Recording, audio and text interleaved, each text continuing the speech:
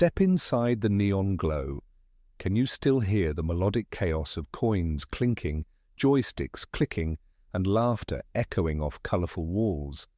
For anyone who grew up in the 1980s, arcades were more than just a passing craze.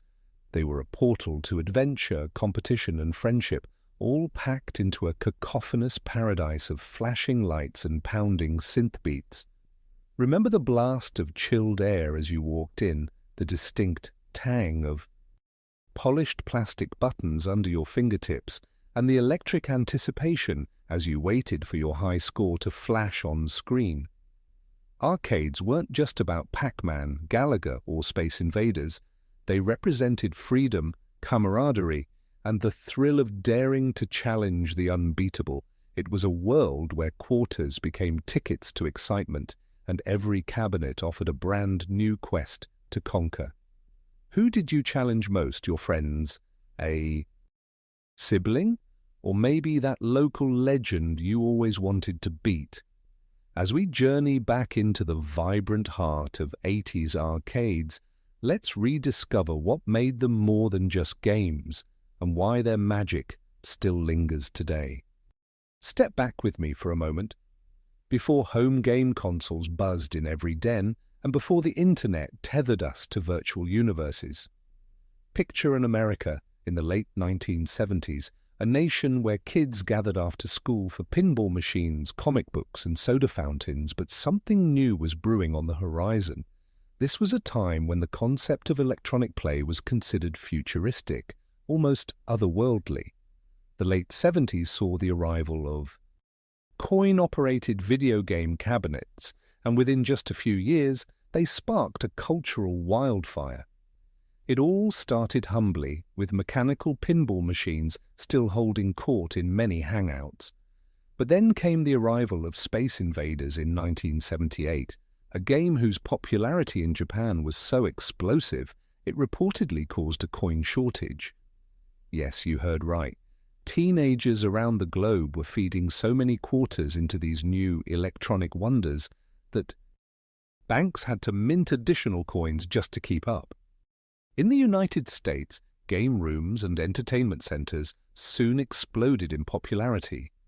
By 1980, anyone passing through a bowling alley, roller rink, or suburban shopping mall quickly stumbled on glowing clusters of game cabinets surrounded by wide-eyed kids and teenagers.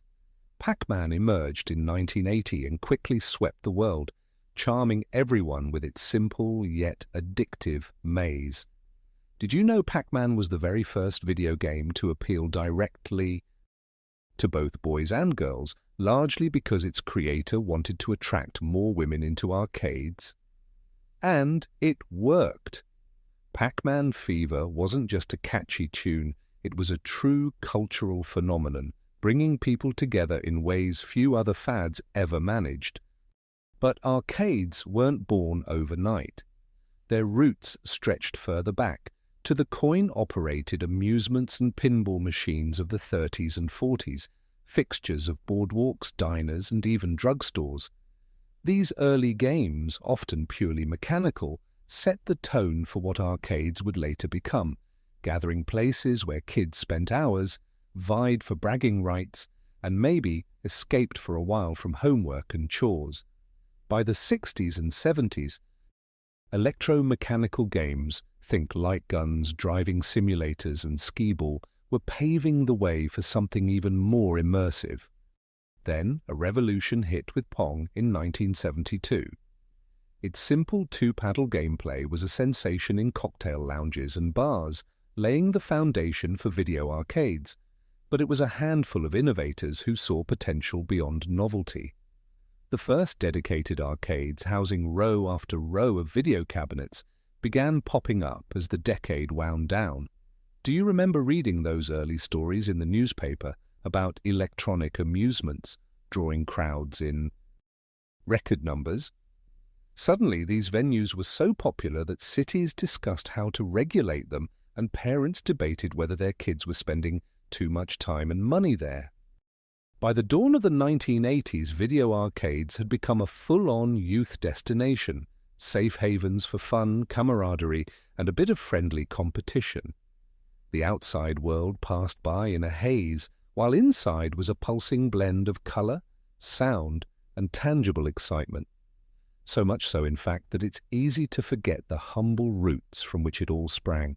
Did you know the earliest game rooms often crammed their cabinets into vacant storefronts or unused corners of malls, trying to keep up with player demand that no one had anticipated?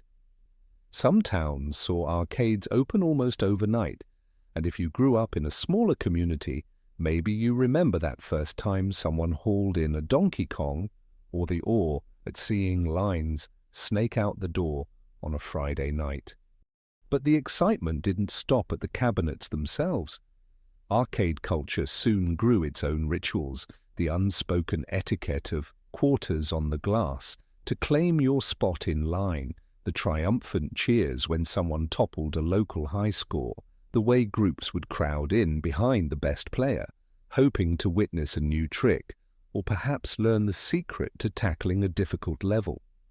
Do you remember the intensity of watching a skilled player crush asteroids or dig dug, while a ring of friends and strangers looked on? Or maybe you felt the rush of nervous anticipation as your turn approached, palms sweaty, just hoping to beat your last score. But here's something you might not have known. Many of the earliest arcade cabinets were so heavy it took teams of workers to haul them into place. Cabinet design wasn't just about graphics and controls, but about building machines sturdy enough to withstand thousands of hours of non-stop action, spilled sodas, and the occasional enthusiastic bump from a frustrated player. The insides were a jumble of circuit boards, wires, cold metal, and, when pried open, a treasure trove of quarters. Arcade owners quickly learned they needed to empty the coin boxes sometimes twice a day. By the early 1980s, the industry was earning billions of dollars annually from coins alone, an astonishing figure that, for a few years, even outpaced the movie box office. It was a thrilling, heady time, a moment when new games arrived weekly, each seemingly more imaginative and dazzling than the last.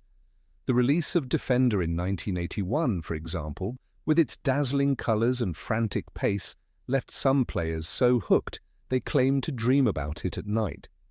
Can you recall the first time you saw a game that truly took your breath away, making you want to rush back again and again, quarter after quarter? For many, those memories are stamped into our senses, the sights, the sounds, and even the subtle scent of ozone and popcorn in the air. But if video arcades were at first welcomed with open arms, it didn't take long before their sudden impact was keenly felt and debated. There were news stories about students skipping school or spending too much pocket money, and parents who worried about the time their kids spent in these newly cemented havens of fun. Yet most would agree, arcades became focal points for friendship and adventure, a real-world club with its own codes and characters.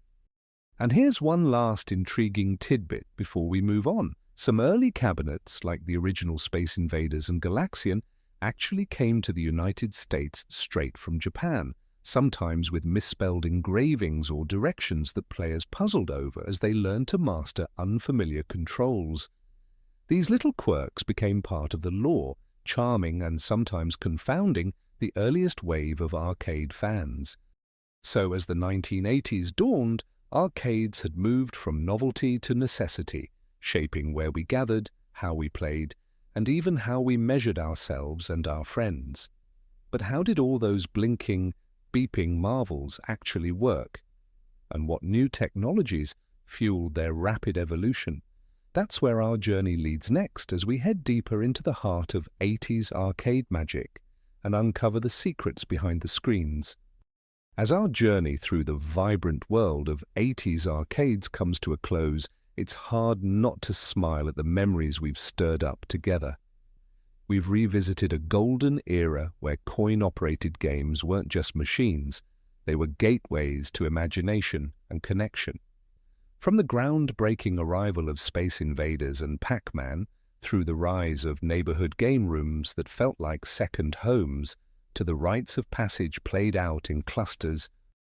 Around glowing cabinets, the arcade was more than a destination. It was a stage where friendships blossomed, rivalries took root, and everyday routines were left at the door. Those beeping, bustling venues gave us a place to challenge ourselves and each other, to celebrate high scores and laugh over epic fails, and to savor that timeless feeling of being part of something bigger than ourselves. The sensory details are impossible to forget: the cheerful chaos of quarters tumbling into slots, the sturdy reassurance of a joystick in your hand, the neon shimmer reflecting off shiny floors, and the mingled aromas of warm popcorn, and the odd whiff of pizza drifting in from the snack bar. Around every corner was a new adventure, the thrill when a fresh cabinet arrived, enticing players into new worlds, the nervous excitement of managing your last few quarters for just one more turn, the camaraderie in coaching a friend through a tough level, or celebrating as a group when one of you topped the elusive high-score list. In those moments, the arcade became a microcosm of the wider world, teaching lessons about patience, persistence, and sportsmanship, all while wrapped in crackling energy and youthful enthusiasm. Looking back now, it's striking how those simple digital games managed to spark such powerful emotions and lifelong memories. In a time before every home was plugged into constant connectivity, the arcade was a vital meeting place. It lured us out of the house, urging us to test boundaries and discover the limits of our skills, and sometimes our allowances.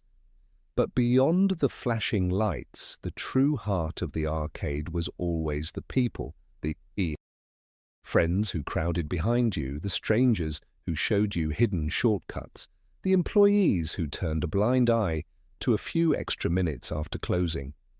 As much as we loved the games, it was the shared laughter, friendly rivalries, and sense of belonging that made every trip to the arcade something special. As we move through a world that seems faster, more digital, and perhaps more solitary than ever, it's worth remembering the spirit of those places and the role they played in shaping our sense of play, competition, and community. Have you ever stopped to wonder which arcade game first captured your imagination, or how those dimly lit rooms brought you closer to friends old or new? Maybe there's a particular cabinet, a cherished high score, or even a worn carpet pattern that springs to mind every time you hear that familiar 8-bit jingle.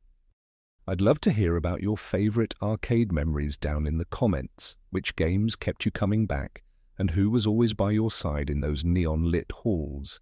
If this stroll through arcade history brought a smile to your face or sparked a memory you hadn't thought of in years, be sure to like the video and subscribe for more journeys into the past.